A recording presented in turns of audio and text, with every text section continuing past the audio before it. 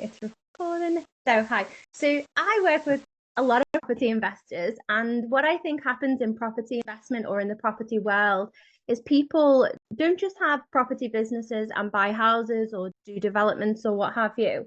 They also have other businesses as well, which might be property related, might not, but everybody's quite entrepreneurial. But what I think is missing in this space, and I've been saying this since the dawn of time, is if you know how to lead yourself, and I'm just talking about these solopreneurs or couplepreneurs, not massive teams of or of developers and so on, one or two people in the business. If you know how to lead yourself, then your business is going to be by default much more successful. And I suppose what I want to talk about today, and especially with you two, who have much more experience than me in the leadership game. I only really had leadership experience in education, but I do practice self-leadership. I think values and your values, your vision comes into self-leadership as well. What's practical and personal, within self-leadership impacts your business. So I guess I want to have this conversation today so that when I put this out there on the podcast and have the reels that go onto social media, people can listen and learn from two of the best in the business what it means to be a leader. Stop. Stop you. Oh, you guys. What it means to be like a leader in the business and what it means to self-lead and how that can impact their business positively. So I guess the first question, I mean, I've got a bunch of questions, but I guess it'll just take the flow of a conversation. And I'll just put it out to both of you. So what does self-leadership mean in the context of business? We're all told we need to have good self-leadership, but what does that actually mean in the context of business? You want to go first, Emma? I don't mind, Calvin. I feel like we're all like ladies polite, first. Very polite. I am trying to be. Oh, beautiful, beautiful people. I guess self-leadership for me is kind of alignment. That's what it all comes down to. And it's knowing where you're headed, what you want to achieve, why you want to achieve it, what's driving you there, and kind of it's that constant, on those stormy days, the things that try and rock your ship until it capsizes. What's the thing, that lighthouse, perfectly primed with your beautiful book, Calvin? What's that lighthouse that, is going to help see you through that storm? It's values, it's vision, it's boundaries, it's work-life blending, it's knowing what really lights you up and having the ability to stand strong in yourself. It's that core and belief for me in terms of self-leadership. It can be role modeling, absolutely. It's not that you're intending to be a role model, but I expect self-leaders to absolutely be great role models too, So that's my kind of gut feel. What are you thinking, Calvin? Well, I'm thinking a couple of things, and you throw out a beautiful word in terms of alignment, because I don't always think leaders will think about that, or someone who's an entrepreneur thinking about being aligned. But it's so critical, so important. I'm going to throw and add a word to it. It's really closely related, by the way, and that's balance. And my word balance, if I can explain it, is that sometimes when you're out there, Stephanie led us out with this in terms of there could be you could have only a small group of people, but you're leading that group or you're leading yourself. And you need this balance in your life because you can get so out of whack that you won't be successful because you're overdoing this or overdoing that. And the balance piece is very difficult to figure out. But once you get it, then you want to try to, it's like having to be in that sweet spot in terms of leadership, leading yourself.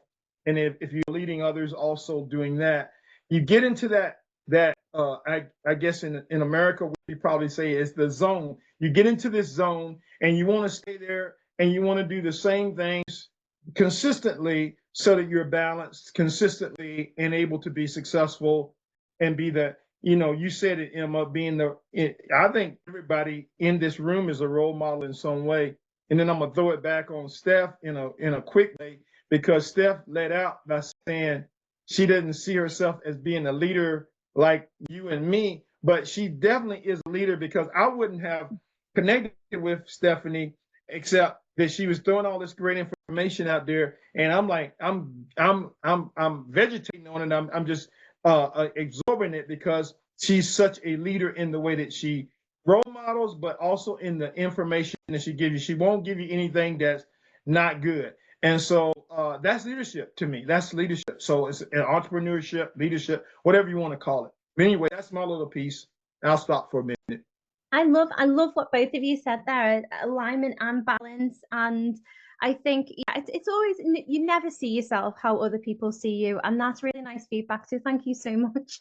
Made my day again, as always. You're very, very kind. I suppose for me as an entrepreneur, or a new entrepreneur, because I never used to be. Obviously, I was a teacher. And being in educational leadership, it's very different to self-leadership and business. And I found it quite hard to have balance and to be aligned, because I know what my values are. My vision has changed as my entrepreneurial journey has changed as well.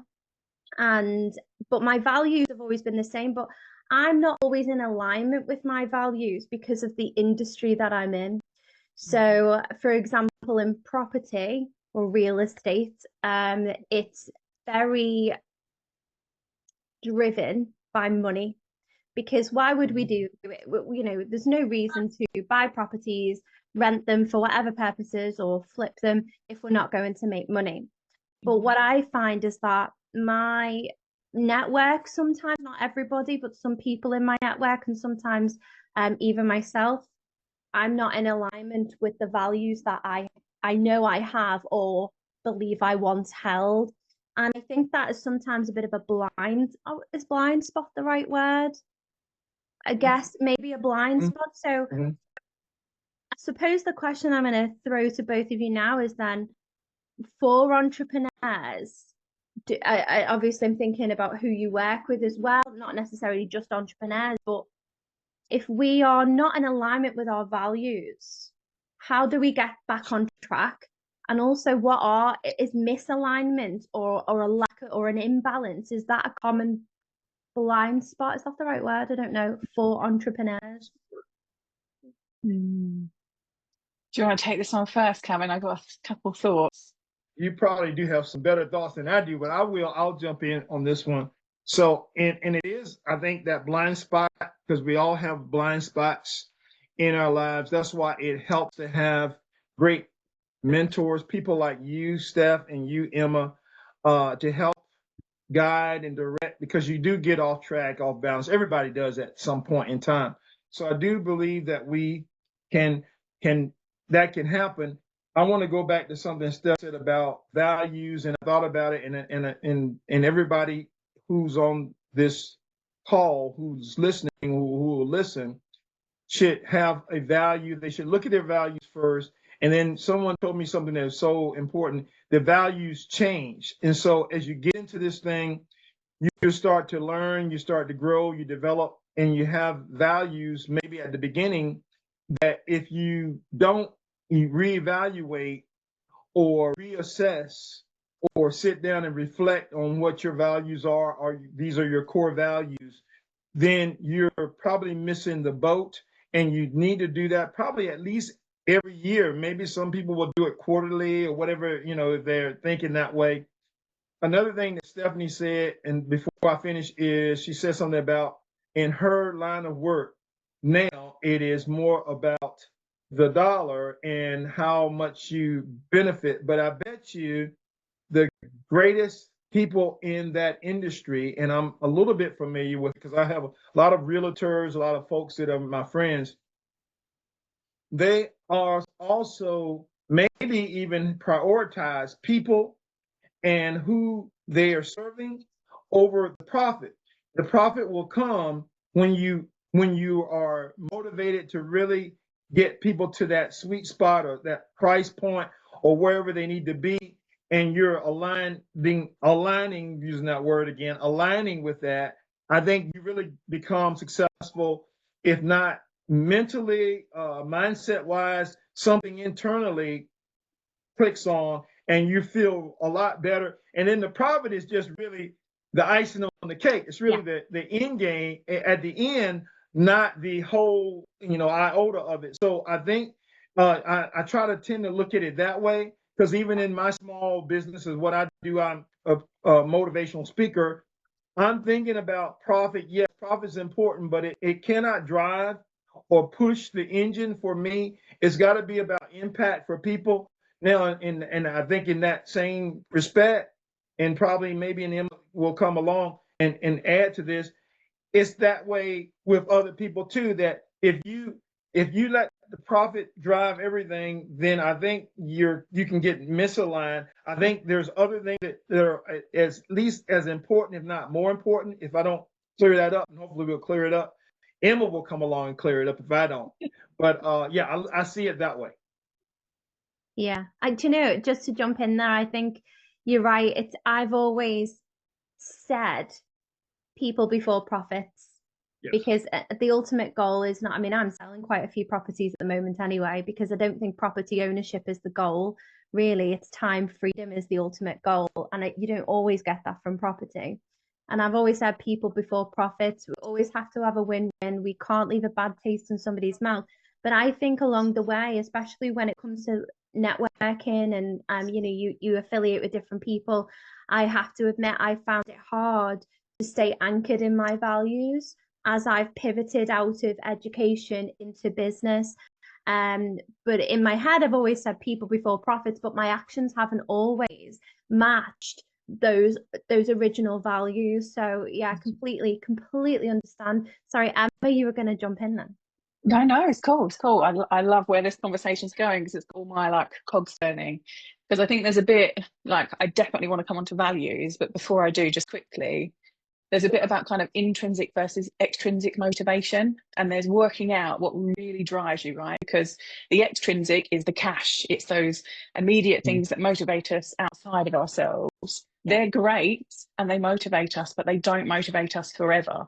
So what we need to work on is the things that are more intrinsically aligned with ourselves, and work out what are the things that really switch me on. Is it time with my family? Is it going out to eat? Is it like, what are the things that really tick that inner box, if that makes sense? So I definitely would do a bit of work with clients to make sure that they are fully aligned in what motivates them in both senses. And if it's only extrinsic for a while, that's okay, but definitely revisit it, because if we miss the intrinsic, that's when we start to get frustrated, start to lose interest, and potentially burnout creeps in, because we're pushing too hard that kind of uphill battle. Which kind of brings me on to the values piece, right? And for me, I've done a lot of work on values personally. And initially, I'd have reams and reams of values. I've got 10, I've got 20, I've got all these wonderful things and these statements that surround them. Actually, what I've realized in the last couple of years is that I have two. My two values are my pillars that run through everything that I do, and I do not compromise on them. One is freedom and one is control. And my freedom value, my freedom pillar, is broken into 4 different things, right? So freedom to be, freedom to become, freedom to fade, and freedom to fail. And that provides me with the opportunity for growth, the opportunity for curiosity, for lots of different things to hang off of that. That's one of my fundamental pillars. The other is control, and that's around my time, my energy, where I spend my efforts, right? And outside of that, there are other things that contribute to that, like excellence absolutely fits in there, because my business is excellence executive, got to be somewhere. But fundamentally, if it doesn't align to those two, I now don't compromise, and I have very firm boundaries in place. But I did compromise on them. When I first set out, I started going to consultancy, and I was like, I didn't have freedom, I didn't have control. I was just doing whatever I could to meet those extrinsic motivators, get the cash in, because I was worried moving from the corporate space to self-employment. Oh my God, how am I going to sustain my life? How am I going to support my family? And actually, by doing these deeper bits of work, I actually now say no to clients. I say no to certain corporates. I say no to business opportunities because it doesn't align. And I think doing that work to understand your values, understand what is an absolute non-negotiable, and set boundaries around it, then have your flexible areas, right? If you think of it as a circle, you've got your circle in the middle. We don't compromise on those. We start moving out. We've got a little wiggle room, but you know what? If I keep every single day doing stuff in that space, that's going to compromise on my values and I'm going to burn out or I'm going to get frustrated. And then we have the things that we accept, right?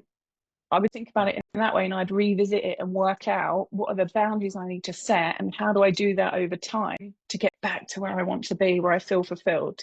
And it does change. Like Calvin said, it's something to revisit time and time again. I'd probably do it, when it's the deep work, maybe once a year, unless things are feeling really misaligned. But definitely then. Interesting how you said as well, you were like freedom to, freedom to, freedom to. And one of them was freedom to fail. And I'm thinking that a lot of people who, again, in business or not, anybody, it's almost like failure is a negative thing because we associate failure with, okay, a lack of money. We're not succeeding. We're not meeting our goals. We haven't done what we've set out to do. But I like that that's part of your values because you're like, I've got the freedom to do this and that's still okay. Now, I wonder, like, for both of you, like, what advice you would give. I mean, first of all, Calvin, if you got anything you want to jump in on with regards to what Emma's just said, but also what advice would you give to somebody who has failed in their business or feels like they failed? And how do we get back on that path of feeling like we're not a complete failure and we want to die and throw in the towel completely? Because I felt like that a couple of times. I felt, oh my God, I can't believe this has happened. I've took the wrong advice, and Emma, that shift I made, I think, from the leadership business into full-time property, having worked with somebody who was not a very good personal mentor. I've had to recover a lot from that. I felt like a massive failure actually having listened to somebody whose values didn't align with mine. So how do you pivot from that perception of failure when really, I mean, theoretically, it's just a learning curve. It's a huge learning curve. No one's died, you're just cracking on. And how do you pivot from that? I don't know. I don't know how Emma does it. And I feel like you've done it, Steph, and you're kind of saying it, but I'll say it maybe in a different way. The first thing I'll start out with is that, failure is one of the greatest teachers. And so if I fail, it's not that it's just, like you said, nobody died, it didn't end my life, it didn't end whatever. And if I'm wise and astute, I don't even have to be that wise, really. If I'm intentional, I can learn from that failure and I can move forward. And it sounds like even in the course of what you just got through saying, you learn from the mentor who was not maybe the great mentor, the other issues that may have come in, and then making a pivot. Because when you transition from being a worker to being an entrepreneur, that's a huge transition, a huge pivot. To borrow a little bit from Emma, so it's a mindset thing because, and it took me 2 years, at least 2 years, maybe 3, maybe I'm missing the count, but at least 2 years to pivot and change from being a worker bee, someone who worked and earned a living and people told me what to do, and now to be the freedom guy, like Emma likes to say, to have the freedom. There's the cost going with that freedom too. So I'm learning. I'm growing as I go. I know I've had some setbacks, and I'll probably end with this. It's kind of like this: if you do anything new, you're going to have mistakes along the way, right? And most people stop out. I'll use fitness as one of the easy examples because early in a year, especially in the U.S., we have all these people who do these resolutions, a New Year's resolution, and one of them is to lose weight, or one of them is to get fit, or one of them is to have the bathing suit body, or whatever it might be. But you know what happens with most of those people, and I would say most of them, not half of them, most of them, they give up before they get to the good stuff because there's failure that comes along with even working out. You fail, you work out, you fail, you work out, and you get better. And so why don't we transition that in terms of our thinking if we're doing a business? You're going to have to fail at something at some point or multiple points, to be exact, before you can get to the good stuff. But you got to be able to be consistent enough to get to the good stuff. And then things start to even out for you. They get a little bit better for you. Because just like I think both of you have said, you make that transition. And the first thing you're thinking about is, how am I going to make this work? How am I going to make this work financially? And at the beginning, you're focused on certain things, and then you kind of have to learn that that's not the core of who I am. I've got a core focus on this, and if I can get to that point, then things start to fall into place. But you learn through that experience, and it's so important to just stay the course. If you can do that, it's important too to have a good mentor, but it's important to stay the course. And if you can do it, you can get to those good things that are down the road. Nothing good comes easy or fast. If I can end with that. Yeah, nothing. That's absolutely right. And I think that we're in a world where, especially again in business, there's a hustle culture. We want money, we want it fast, we want to succeed yesterday. But I like that. Stay the course. There's an element of patience needed there. I'm a very impatient person as well, so that's really difficult. I am working on it. Everyone used to say, "Oh my God, you're a high school teacher. Like, how did you? You're the most impatient person in the world." I'm like, I know, it nearly killed me. Or the children. But I like that. And you did say a word there as well. Just backtracking a little bit, you said intentional. Mm-hmm. And I think that's so important. Not everybody knows how to get what they know what they want, but they don't know how to get there. They don't have or sometimes we do things intentionally, but sometimes not everybody has the right intentions either. And I think that's important. Sorry, Emma, do you want to jump in on anything Calvin's just said there?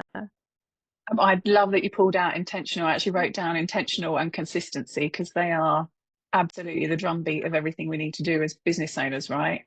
I think the only thing I would also add in terms of mindset is, for me, it's all about having a growth mindset, but making it tangible. There's so many of these theories that don't actually mean anything. And, as a business owner, you need to be full of that abundance. You need to think about growth and how it is that we can enter the world of opportunity instead of feeling like a victim and sitting back in that kind of scarcity fixed mindset. And I would say that's one of the biggest mindset shifts that I've had over the years, because, growing up, I absolutely was fixed scarcity mindset. I'm from, council estate. We had nothing. We only ate meals at school. We didn't get food outside of that. My stepdad did, but that's a different story. Different day. And for me, it took quite a lot of work to really think about what is it that I want and how do I achieve that. And the world is a place full of great opportunity if you can see it. Like I'm one of those annoying silver lining people where it's like, okay, we've been through a really hard time, but I tell you what, we're going to scrape ourselves up and really think about what we're going to take away from this, so that A, we don't do it again, and B, it makes us stronger and more resilient for the next time. So that's where I've really focused a lot of time. Alignment between your values, your boundaries, your vision, with that abundance and growth mindset is a force to be reckoned with. It's huge. Oh, do you know, can I just say you're both giving me goosebumps, right? Like when when you both just say something, it really resonates with me. It really, really does. And I'm learning so much. Interesting how you talked about abundance and scarcity. And I think that I think entrepreneurs are not necessarily well versed, so not all of them, especially some of my circles, in this idea of abundance. Like if we both go to the ocean, I've got a bucket, someone's got a teaspoon, and we take what we want, there's still enough left. Somebody said that to me last week, Tracy Irwin. Actually, I'll have to Love it. I'll have to tag it. her when I put this out. And I just thought, that's such a brilliant way to look at it. But whenever I've looked at things in a sense of scarcity, and I think, oh my God, like that person's, they've got lots of properties, or, they've got lots of money, but I need money and I need this and I need that. I actually sometimes I've had to do a lot of work on this. And my friend Lindsay Kane, I'll have to tag her as well, because she's a great friend of mine and also a bit of a mentor to me as a friend. She did a lot of work on it. I've done a lot of work on it. I think a lot of it for me has come from a place of ego. And I'm quite happy to admit that. And I think I'm not leading myself if I'm coming from this place of ego, because what happens when I have this ego? Nothing comes to me in abundance. Business is terrible. I have a really negative outlook. I wake up every morning anxious because I'm scared that I need to get more money. I need to progress. And I compare myself a lot to other people. Again, that's the scarcity, that's nothing's in abundance when it really, theoretically, I know it is. If I really reflect, I know it is. But when I start to let go of that ego and I think more in abundance, and I think, there's no room for ego in leadership, in self-leadership. I call it ego. I don't know if I've coined it this. I think I've read it somewhere. Egoless leadership. When I let that go, my days, my weeks, my business is thriving. But I have to really consciously let that ego go a lot of the time. And it's a lot of conscious work for me. And I think there are other business owners, other even mostly I think women as well. We hear a lot about women supporting women and things like that, and it's not very common. I haven't found that women genuinely want to support women in the way that I've done that. And I think it is an ego thing. But how do we get to that point where we don't, or do we ever get to that point where we don't have to even do work on it? How do we get to that point where we don't, yes, we can self-reflect, yes, we can self-evaluate, we can critically think, but how do we, or do we ever get to that point where we say, actually, I don't even have to think about ego because I'm just absolutely living from and thriving from and operating from a place of pure abundance, pure compassion and positivity?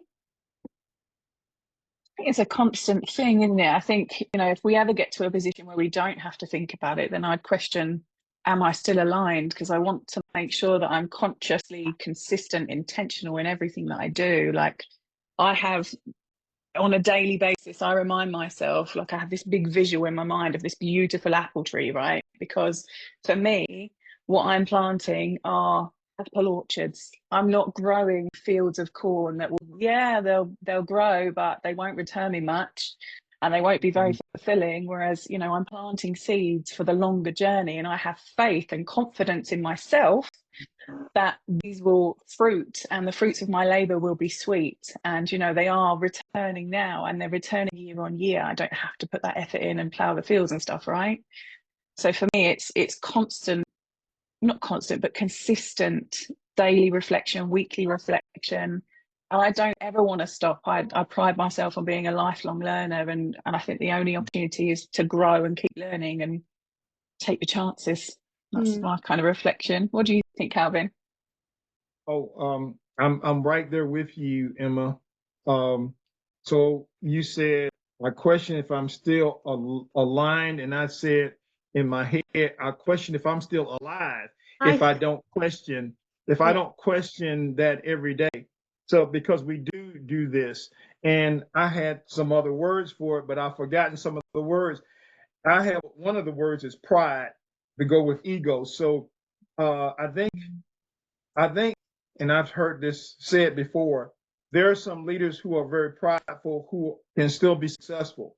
But the best leaders, the ones who really people kind of tend to want to gravitate to, are the ones who have worked on that. And they have to work on it because it's something that rears its ugly head probably almost every day. So just like Emma said, it's a 24-hour kind of a thing where every day you kind of checking yourself to make sure you're doing it for the right reasons, the right motives, the right purpose.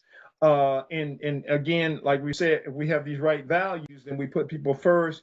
And I think about myself and I think, am I doing this because I'm just wanting to get something out of it? Or is it, I think Steph said, a win-win? They win, I win, we all win. And it's more of that kind of a thing. But if I put others first, then I can kind of, and then there, I'll throw this in. There are people who can help you stay aligned. I'll use Emma's wonderful word, who can keep you in the process of they'll check you, check and balances. I think sometimes we have these people that come and it's like, why God did you give me this person? Why is this person here? Well, they're here to kind of keep you in check. They can kind of help to the accountability partner, whatever you want to call them. They kind of keep you to where you are, okay, I know I'm getting a little bit out of myself. I need to rear it back in, and I can do better things if I focus this way than if I just focus on all the negative. And then I'll do this other thing in and going back to something that y'all said earlier about the abundance versus scarcity, because it's funny, and I'm not stealing this word from Emma, but abundance was my word for the year. I didn't have abundance versus scarcity the way she's put it, but abundance is my word, and it's not an abundance in terms of I'm a selfish kind of a guy, because sometimes the first time you hear abundance, and hopefully people who are listening to this will get this, you think, oh, what are they saying? Is it selfish? You want to be selfish about this? No, it's not. It's going back to that beautiful analogy about there is so much out there. So I'll use it this way. So I have a book, but yet I can support others who have books coming out too, who haven't even brought a book out, because there's all these fish in the sea, or there's water in the ocean, as Stephanie was saying, and I can get a bucket or I can get this, but it doesn't hinder the other person's bucket or their cup or their tablespoon. Whatever you want is there. I just have to focus on that, and I don't have to worry about, oh, is somebody else going to get this, or is they going to get that? And I'm in that ego mindset again. I don't do that. If I focus on we're gonna do this thing together, and we're gonna help each other together. I can help you, you help me. If I wake up that way every day, and again, going back to my thing about every morning, I got to make that double check to make sure it's not just all about me. It's about bringing people up together. Then I'm good and I'm happy and I'm in the place that I need to be, and things go a lot better for me than when I do that. Oh, I love that. Honestly, I'm so privileged. I feel so privileged to have you both on, because I'm actually going to a networking event tonight where I'm a guest speaker, and I feel like this is actually doing me some good, because I've got some snippets here that I can say, well, actually, when the podcast comes out, give this a listen, because this is going to be phenomenal. Absolutely brilliant. I think there's so much that everyone's going to take away from this. I want to just pivot a little bit into another question now, if I may, just for the last sort of 5 minutes or so. I suppose this is a kind of worms question, but if somebody came to you as an entrepreneur with a business, small business, big business, it doesn't matter, just they're an entrepreneur, and they said, what small shift could I make this week to step into being a better leader, or better self-leadership? What would you say to them? What small shift could they start to make? Because I'm all about habits. Maybe it's a habit that they could step into, or maybe it's a habit that they could compound over time. If somebody said, listen, I want to be a better leader because I know it's going to better my business, what small shift or habit maybe could somebody pivot towards or implement to make that sort of first step into self-leadership? You want to take that one first, Emma? Thanks, Calvin. I was just thinking that there's so many things, aren't there? Pinpointing one. Yes. So one small action, I think for me, the biggest challenge that I hear people say is that they don't have time. So that's where I suggest people make the first change, because you're not going to set time aside to do the deep work, to do the growth work, to do the mindset work, unless you have a little bit of breathing space, a little bit of capacity to actually focus on yourself. So I would actually make small changes in your diary, literally from today. I would, every single half-hour meeting, I'd cut it down to 15-20 minutes. Every single hour meeting, I'd cut it down to 45. Every single thing that you've got, I would set an agenda and set objectives, and I would make that change today, right? And I wouldn't attend anything that doesn't have a purpose or a mission, and that it's aligned with you and your deep values and where you want to take your business, right? Because what that's going to do is immediately free up some time in your diary, because then my next step would absolutely be do the values work, do the vision work, do the mindset work, because they're the things that are going to set you in, you know, the strongest position for the longer term of your business. That would be where I would go. There's a few other steps that I definitely want to throw out there. I'm going to stop. I'm going to hand it to Calvin. Yeah, I love that. No, Emma's got she's busting at the seams to throw some more in there. But I know that one right there, the time one is a powerful one, and it would be as important as any of the ones. I've got a small one. Maybe even it sounds like it's off the cuff, but I don't think it is. It's helped me in a lot of ways, and So I'll just throw it out there and see where it sticks. So I have this statement about stereotypes, and people will, I think I'll go back to maybe what Stephanie said earlier about there are things that you kind of have a tendency to do comparisons and all this other stuff, and they limit you. And so I have this statement about stereotypes are truly limiting beliefs.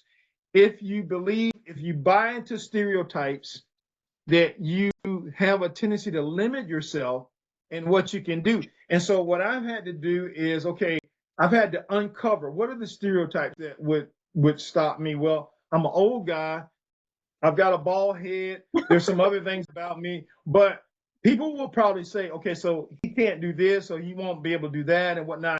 And what I've tried to become is that stereotype in my mind, a stereotype buster. And I definitely don't start my own stereotypes, because that's even worse, where you start stereotyping yourself. Any of the stuff that's already out there, you cannot buy into it. They used to say, no picking on Emma. They used to say blondes have more fun, but they also had this one about blondes are dizzy and daffy, right?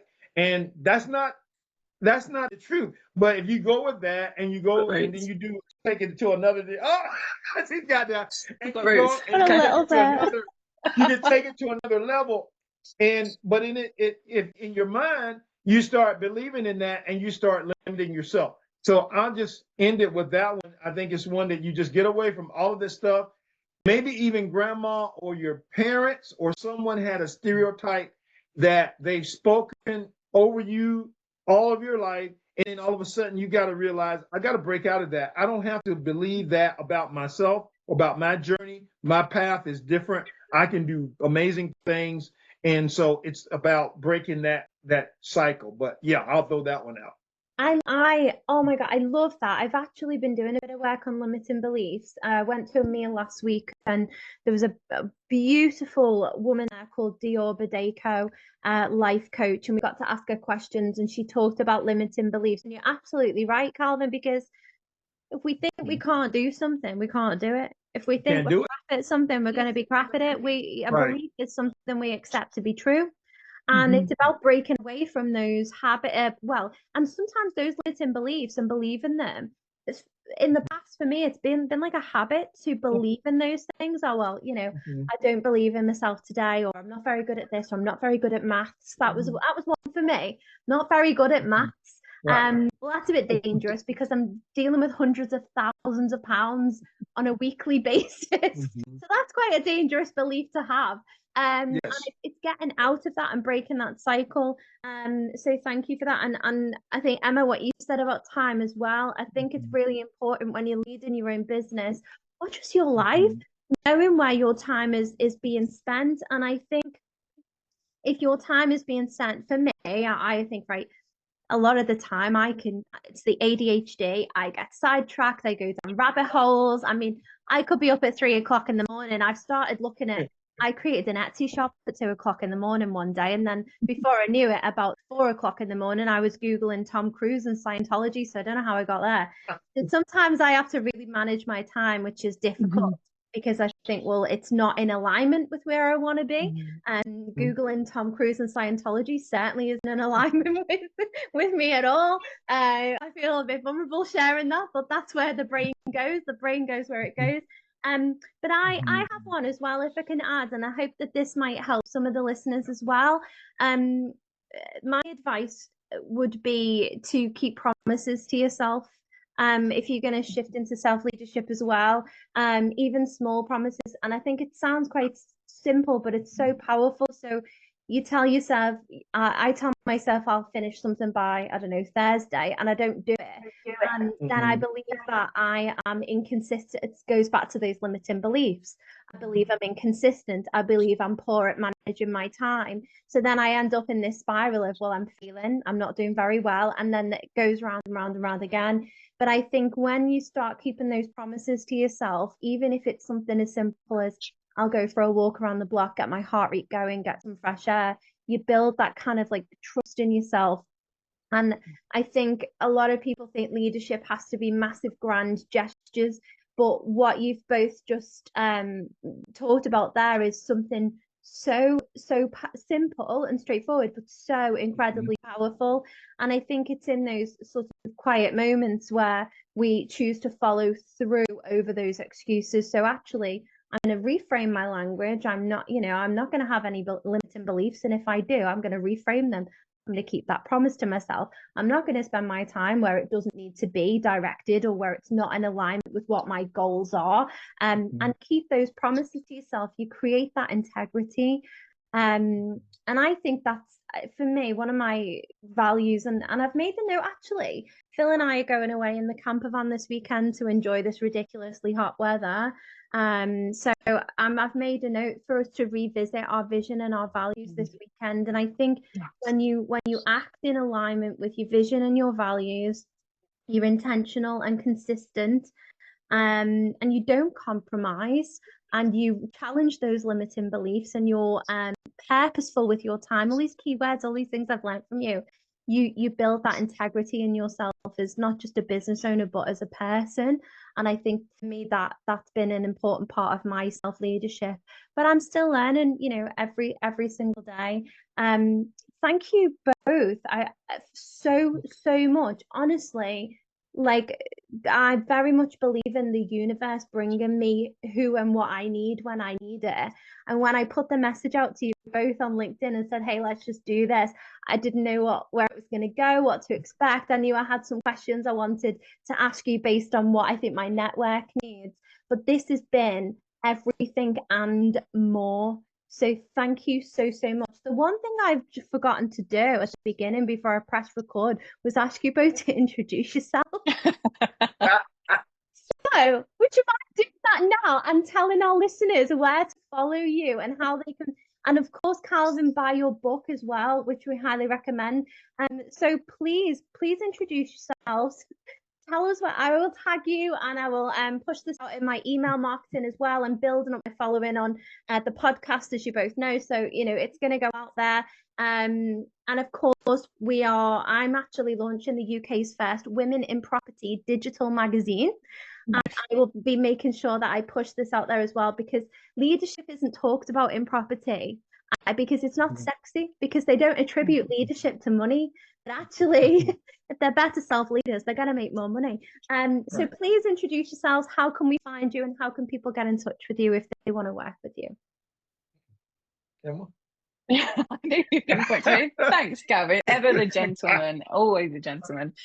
Well, before I introduce myself, just a huge thank you for setting this up, Steph. It's been such a joy to speak with you both, and you lifted my energy. I'm a massive extrovert, so any time with people, I'm like absorbing. That sounds creepy, doesn't it?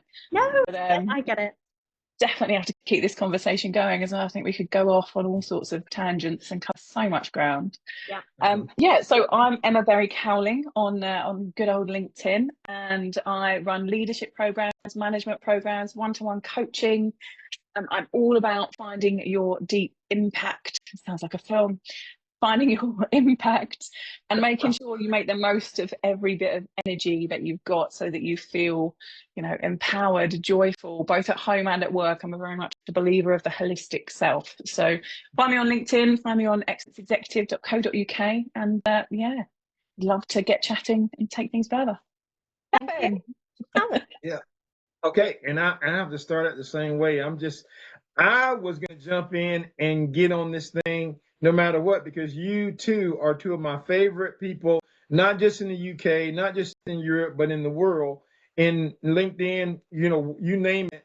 And I just felt like, whatever we said, whatever happened was going to be good, because I just admire both of you. And I know that's kind of how we connected, because I think I saw something that Steph was writing, something that Emma was doing. And it's like, man, they're positive. They're coming at it the right way. I got to learn from these two ladies. And so I'm just thankful to be here.